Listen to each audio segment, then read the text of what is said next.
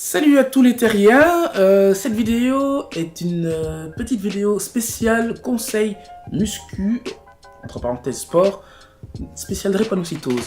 En fait, je vous explique, suite à la vidéo que j'ai fait sur tout ce qui est sport, motivation, drépanocytose, vous me voyez sur une instrumentale, et bien il se trouve qu'il y a pas mal de personnes qui m'ont demandé des conseils. Ils m'ont demandé comment est-ce que je pratiquais le sport sans me retrouver à chaque fois sur un lit d'hôpital. Et je me suis dit que bon, les conseils, je peux les donner quoi en fait.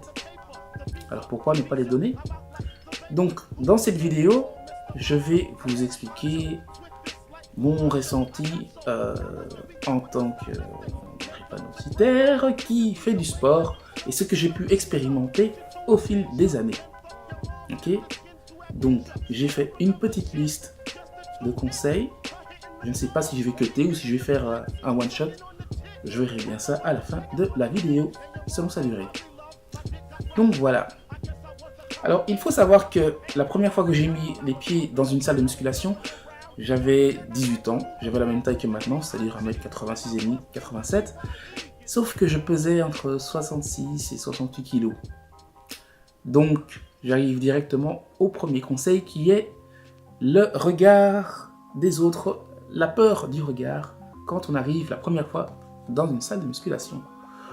Alors, bon, déjà ça arrive pour les personnes qui n'ont pas la drépanocytose. Généralement, quand tu arrives dans une salle pour la première fois, t'es loin d'avoir le physique d'un athlète ou d'une déesse, ok? Tu viens en tant que personne lambda, un petit peu trop grasse, un petit peu trop maigre, et tu te retrouves en plein milieu de personnages sortis tout droit d'un mélange de Hulk et de Dragon Ball Z. Donc tu te dis, putain, merde, ils vont tous me regarder quand je vais faire mes exercices, et je vais me prendre la honte, je vais rater. Et puis si je veux réussir, je dois prendre des poids de 2,5 kg à chaque bras.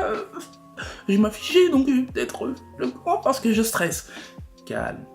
Du calme. Je vais t'expliquer un truc que j'ai constaté au fil du temps, qui est tout simplement logique. C'est que les personnes qui sont déjà là, dans une salle de musculation, elles ont fait aussi des efforts.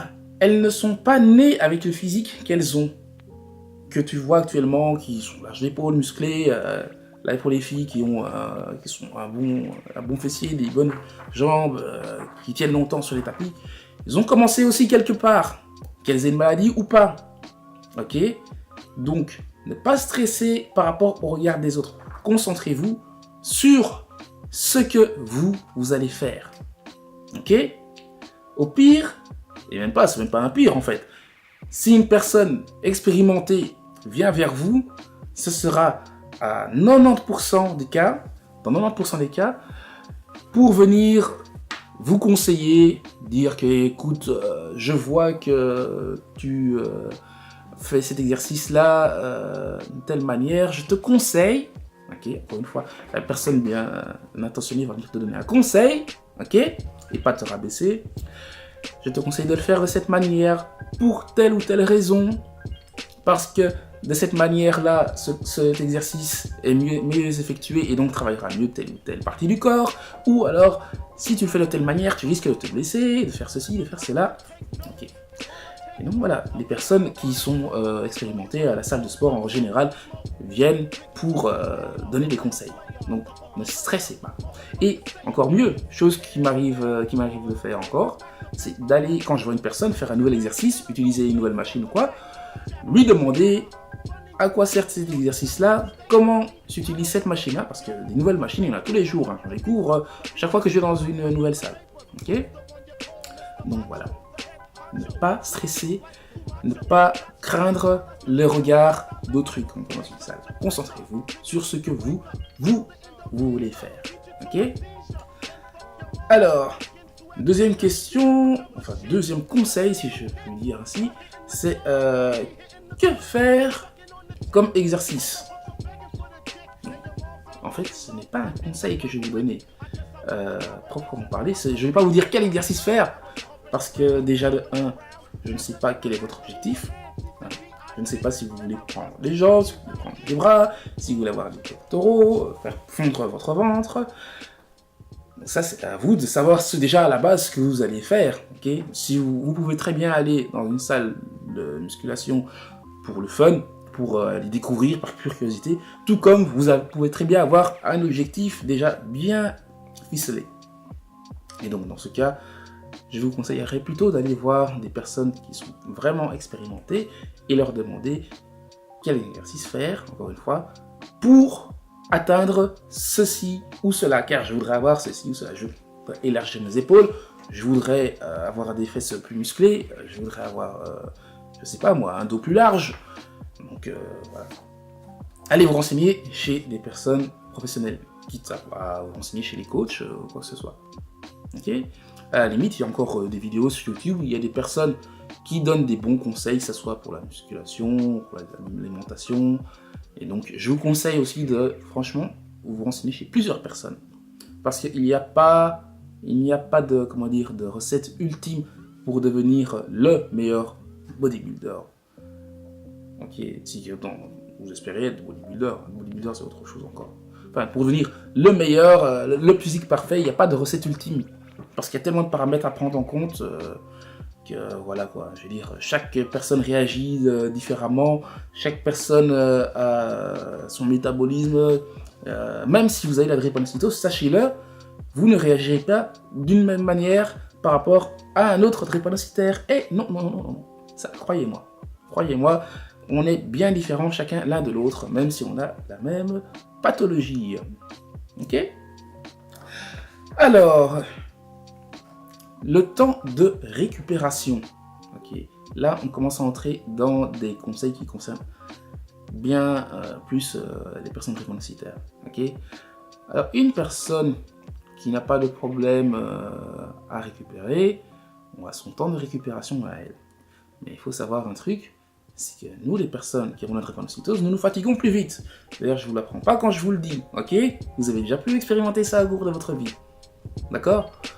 Donc, connaissez votre temps de récupération, en l'expérimentant déjà, de toute façon, et de deux, ne vous prenez pas pour égal à un autre qui n'a pas la drépanocytose ou qui n'a pas de problème de récupération, parce que tout ce que vous risquez de faire, c'est de vous rendre malade et de vous retrouver en PLS, mais nous, les PLS, la drépanocytose, c'est pas un PLS, ah j'ai une crampe à l'épaule, c'est PLS de se mettre à l'hôpital avec des Baxter, hein. Donc voilà. Donc, et je te jure que tu te roules. Hein. Donc voilà, respectez, connaissez votre corps. Okay, si vous sentez vraiment que vous êtes fatigué, que vous avez la tête qui tourne, quoi, quitte à prendre des temps de récupération plus longs que les deux autres personnes, si vous êtes en groupe ou quoi, faites-le. Parce que si vous tombez malade, ces autres personnes à la limite, elles viendront vous rendre visite, mais elles ne seront pas malades avec vous. Ok ? Donc, connaissez votre temps de récupération, que ce soit tout seul, que ce soit en groupe ou même avec un coach sportif. Les personnes avec qui vous faites le sport doivent être informées, ok ? Et prenez votre temps de récupération. Ne foncez pas dans le tas juste pour faire plaisir aux autres, juste parce qu'ils disent oui, tu as du temps à récupérer. Non, tu as ton temps de récupération, tu as la drépanocytose, assume et prends ton temps pour récupérer. Ok ? Donc voilà. Moi personnellement, mon temps de récupération, je fais 40 secondes entre chaque série, ok ? Entre chaque série. Une série, c'est un nombre bien précis de répétitions de mouvements en fait. Hein. Moi, je fais 8 mouvements. Tu fais 8 fois comme ça pour le bicep par exemple. Tu t'arrêtes, tu te reposes 40 secondes, tu prends ton souffle et puis après tu recommences. Ok ? Voilà. Je dis ça parce qu'il y a des débutants parmi vous, sans doute, d'office. Et même moi, je ne me considère même pas encore comme une personne très très intermédiaire. Hein. Donc voilà, je donne le peu de connaissances que j'ai acquis. Voilà. Donc voilà, respectez votre temps de récupération, connaissez-le et appliquez-le. Okay ? Alors, coacher ou seul ? Là, j'en ai parlé dans le point qu'on vient d'aborder. C'est à votre choix en fait. Si vous allez seul, vous allez seul. Si vous êtes coaché, vous êtes coaché. Moi, j'ai fait la majorité du temps, j'ai fait seul. Là, je viens de commencer avec un coach et avec une autre personne parce que je voulais voir à quoi ressemblait un entraînement avec un coach. Donc voilà. Bon, il y a des avantages parce que il te planifie des diètes, donc des plans d'alimentation. Il sait les exercices qu'il veut faire en fonction de ce que tu veux atteindre comme objectif. Donc voilà quoi. Un coach sérieux sait ce genre de choses et vous analyse un minimum et prend bien sûr en compte le paramètre de la maladie. Okay, donc, le coach sérieux, si maintenant vous avez un temps de récupération plus long, il le respectera. Okay, parce que, comment dire, même s'il va te motiver quand tu vas faire tes exercices, allez, vas-y, pousse, tu peux le faire, allez, tu vois, mais quand il voit que, oui, bon, écoute, là, je sens que je suis vraiment fatigué, je vais me reposer un petit peu, bah, il va te laisser te reposer un peu, ok. Mais donc voilà, ça c'est... Sinon, vous avez un coach qui ne vous laisse pas vous reposer, écoutez, changez de coach ou bien continuez tout seul, ok. Donc voilà, c'est ce que je vous conseille. Après, c'est votre choix. Soit vous faites tout seul, comme vous voulez, soit vous le faites avec un coach. C'est à tester. Comme je ne connais pas aussi bien la formule avec coach que celle seule, je ne saurais pas donner un avis, un avis bien construit. Donc voilà. Alors, le cinquième point, comment s'habiller? Comment s'habiller?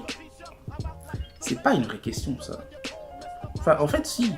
Quand on y réfléchit bien, une personne drépanocytaire attrape plus vite froid. Désolé, l'enregistrement s'est arrêté automatiquement. Saloperie de caméra. J'ai même pas fait une demi-heure pourtant. Donc, une personne qui a la drépanocytose, elle prend plus vite froid qu'une personne normale. Ok? Ceci dit, moi personnellement, quand je m'habille, je mets toujours mon court, short, tout ça, parce que je sais que je vais transpirer, je vais avoir chaud. Okay. Donc, à moins que vous fassiez du sport dans une salle qui est juste à côté de la rue, ou de, donc directement la porte donne directement sur vous, sur vos exercices, voilà quoi, évitez de prendre des longues manches moulantes, quoi, non, ça sert à rien. En plus, c'est très déconseillé pour la circulation sanguine. Les trucs trop moulants, hein, ça, c'est pas conseillé pour la circulation sanguine. C'est pas moi qui le dis, ce sont les docteurs, ok. Et puis c'est une question de logique aussi. Hein. Tu prends quelque chose de serré, ça fait garrot, et puis voilà. Le legging fait un garrot à ton corps, hein, comme dirait Farid. Donc, alors un point très très intéressant, comment éviter les crises. Ok, alors là il y a plusieurs sous-sections. C'est vrai que je regarde ma feuille, mais j'en ai rien à foutre en fait. Je vous donne des conseils et peu importe que ça paraisse professionnel ou pas, c'est la véracité du conseil qui compte. Vous me direz vous-même si ils sont s'ils sont bons ou pas. Ok. Donc comment éviter les crises? Donc, première chose, c'est l'échauffement. D'accord? Je vous conseille, que vous soyez drépanocytaire ou pas d'ailleurs, si, là, encore une fois, de la pure logique, on ne travaille pas un sport, peu importe lequel, sans s'être échauffé. D'accord? Un muscle à froid, quand tu fais du sport, peu importe ce que tu fais comme sport, travaille un muscle. Un muscle à froid, s'il n'est pas échauffé et que tu fais un sport, un truc intense, je peux te garantir que tu vas le sentir passer. Tu vas le sentir passer. Déjà, au mieux, tu vas être courbaturé de malade. Hein. Tu vas rester comme ça, tu vas pas pouvoir plier tes bras pendant une semaine. D'accord? Au pire, tu vas te faire des déchirures, enfin, si, voilà, tu vas te niquer le corps, les muscles. C'est pas bon, ok? Il faut l'assouplir, le muscle. Donc, il y a deux façons dont moi j'échauffe mes muscles. Okay, il y a deux façons. Première façon, c'est je vais faire du vélo. Donc, pas du vélo dans la rue, mais bon, du vélo spinning, comme on dit, quoi. Et je vais faire ça pendant, je sais pas moi, 20 minutes. Oui, moi je ne tiens pas une heure, okay. Donc il me faut de l'énergie encore pour faire mon sport, de ma musculation après, sinon je suis crevé. Donc je fais soit mon spinning, soit, et ça c'est à vous de voir, soit vous y allez directement, mais vous commencez par des exercices avec les mêmes exercices que vous voulez faire. Imaginons que vous voulez faire les épaules, ok? Vous prenez un poids pas trop lourd et vous faites des répétitions, mais beaucoup plus de répétitions, mais avec des poids légers. D'accord? Moi, ce que je fais, c'est quoi? C'est 32 répétitions. Je ne sais pas si on conseillera d'en faire moins ou plus. Je fais 32 répétitions par exercice. Et puis après, bon, je prends des poids plus lourds et je fais le même exercice. D'accord? Pour chaque exercice que je commence, que je fais une fois la première fois, je fais d'abord l'exercice une fois avec des poids légers plus longtemps. Et puis après, je commence à faire l'exercice avec des poids plus lourds. D'accord? Alors, deuxième chose bien importante pour éviter les crises, c'est ressentir son corps. Donc, quand vous sentez, oh là, ça va pas là, je commence à avoir la tête qui tourne, je commence à sentir des symptômes de... Ces symptômes, je les connais, hein, ça c'est les symptômes qui m'amènent sur le pieu. Ouais, sur le pieu de l'hôpital. Donc, écoute, ça m'est déjà arrivé. Ce que je te conseille, à toi qui veux faire ce sport, eh ben, arrête. Ok? Mets-toi de côté un instant. Et si tu sens que ça ne passe pas, eh ben, écoute, tu prends tes clics et tes claques et tu rentres à la maison. Ok? Ne te force pas. Ne te force pas. Tu n'es pas un surhumain. Ok? Tu n'es pas un surhumain. Prends soin de toi. Comme ça, la prochaine fois, tu reviendras, donc en 2 jours, et tu pourras recommencer. C'est mieux que de se forcer, tomber malade et encore rester couché dans un lit pendant 2 semaines avec des câbles partout qu'on dirait que tu ressembles à un cyborg. Ok? Oui, je fais de l'humour noir, mais je peux parce que ça me concerne aussi. Bon, 3e point pour éviter les crises, s'hydrater à fond. Eh ouais mon gars, eh ouais ma meuf. Si tu t'hydrates pas, que tu sois drépanocytaire ou pas, t'es niqué. T'es niqué. Parce que écoute, quand tu fais du sport, tu transpires, tu t'essouffles et tu as besoin que ton corps soit oxygéné pour bien travailler. À combien plus forte raison, nous, les personnes drépanocytaires qui devons boire plus que les personnes qui n'ont pas de drépanocytose, okay, ne boirions-nous pas encore plus pendant le sport? Personnellement, moi, j'ai toujours une bouteille d'1,5 litre ou même 2 litres à la salle. Je m'en fous, je m'en bats les clochettes. Que les gens vous disent, oh là là, celui-là, il vient avec une bouteille entière. Je m'en fous. Déjà, je ne suis pas le seul. Il y a des gens, ils viennent avec des bouteilles plus grosses que la mienne. Hein. Donc voilà. Donc je prends ces bouteilles. Des fois, je prends de l'eau naturelle. Des fois, je mets un fond de la grenadine pour que ça soit, c'est un meilleur goût. Mais en tout cas, voilà. Je viens pas avec une petite bouteille d'Aquarius comme, ce qu'elle est, ici. Vous voyez ces petites bouteilles? Bon, j'en prends. Mais, ce n'est pas le genre de bouteille que je prends au sport. Je prends les plus grandes parce que je sais que je vais boire beaucoup. Ok? Hydratez-vous et hydratez-vous bien. Quitte à ce que vous fassiez des renvois pendant que vous faites vos exercices. Je ne dis pas qu'il faut rôter comme un porc dans une salle de musculation, vous allez passer pour un couillon.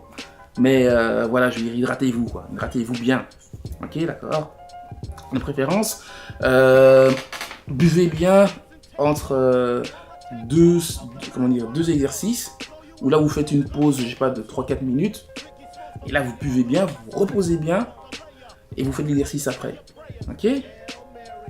Mais voilà. Et s'hydrater à fond. Ça, faut pas déconner. De toute façon, il n'y a pas de secret. Hein. Si tu t'hydrates pas, c'est l'hôpital pour toi. Voilà. Bon. 4e point, respecter son niveau. Donc voilà. Encore une fois, je reviens. Vous n'êtes pas des super guerriers, vous n'êtes pas des super saiyajins, les gars, vous n'êtes pas Hulk, ok? Et les femmes, vous n'êtes pas des Wonder Woman physiquement, je veux dire. D'accord? Donc, vous sentez que, ça réveille une douleur, vous arrêtez. Et si ça ne passe pas, et ben alors, vous rangez vos affaires et vous rentrez. Quand vous faites vos exercices, faites-les jusqu'au niveau où vous pouvez le supporter. Ok? Ne poussez pas à fond juste pour impressionner les autres. On n'impressionne personne quand on va à la salle. Ok? On va aller à la salle principalement en premier lieu pour soi-même. N'importe quel sport, il vaut mieux le faire pour soi-même. D'accord? Parce que voilà, sinon vous n'apprécierez pas le sport à sa juste valeur hein, aussi. Donc voilà pour le point, ce gros point, comment éviter les crises. Qui est très important. Parce que voilà, je veux dire, à quoi ça sert de faire du sport si on se tape des crises après chaque séance? Merde. C'est ça quoi. Bon. Alors, un petit point personnel que j'ai envie d'aborder, c'est les zones corporelles d'anciennes crises. Alors, ça peut sembler bizarre comme point, mais moi, quand je faisais par exemple des pectoraux, il y a une machine qui sert à faire les pectoraux comme ceci, je sentais une douleur en plein milieu de mes pectoraux. Et cette douleur, je la connais bien parce que j'ai eu beaucoup de crises vaso-occlusives quand j'étais petit dans mon dos de 1 et qui se répercutaient entre les pectoraux. J'ai dit merde, quand je fais cet exercice, à chaque fois ça me fait super mal, ça me brûle ici. Et au début j'avais peur, je me dis si je fais des exercices à chaque fois, je vais avoir une crise. Et ben non en fait, les douleurs musculaires qu'on a quand on fait le sport, c'est normal. Ça peut faire peur au début, ressentir des anciennes zones de crise vaso-occlusive qui ont été souvent touchées, se réveiller lorsqu'on fait des exercices de sport, de musculation ou quoi que ce soit. Mais donc ça ne vous empêche pas de faire les exercices pour autant. Moi je l'ai fait, j'ai continué à les faire quand même. Et en fait il s'avère que avoir mal aux pectoraux, quand il travaille les pectoraux, c'est un peu plus normal. Donc voilà, après bon, c'est psychologique aussi, mais bon, je veux dire voilà, n'ayez pas peur de faire ces exercices parce que ça vous fait mal aux muscles qui sont touchés quand vous avez des crises. Avoir mal aux muscles, c'est normal, quand on fait du sport. Et donc, un tout dernier point qui est important aussi, c'est de demander conseil à son médecin. On parlait à son médecin, est-ce que c'est bon pour moi? Est-ce que vous me conseillez d'en faire? Si oui, comment? Quelles précautions prendre? Moi, j'ai un porte-à-4 et j'ai une fistule. J'ai demandé à mon médecin, est-ce que la fistule c'est bon, c'est pas bon, j'ai réussi à avoir des problèmes. Le médecin il m'a dit, écoute, j'avais quoi, la vingtaine à ce moment-là. Début de vingtaine, il me dit, écoute, tu es un adulte, tu connais ton corps, ressens ton corps, si jamais tu vois que ça va pas, ne force pas. Mais rien ne t'empêche de faire la musculation à ton rythme. Voilà. Ça c'est ce que mon médecin m'a dit en général.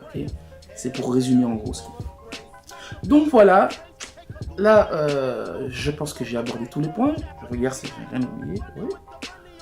Voilà, j'ai tout dit. Et j'espère que ces petits conseils personnels vous aideront. N'ayez surtout pas peur. Testez et vous verrez par vous-même. Vous ferez votre propre expérience. Vous conseillerez d'autres personnes à votre tour.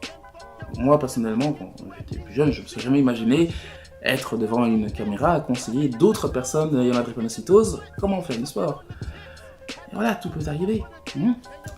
Donc voilà, je vais vous laisser. Je vais faire prochainement une vidéo avec peut-être un autre coach sportif pour donner des conseils concernant le sport.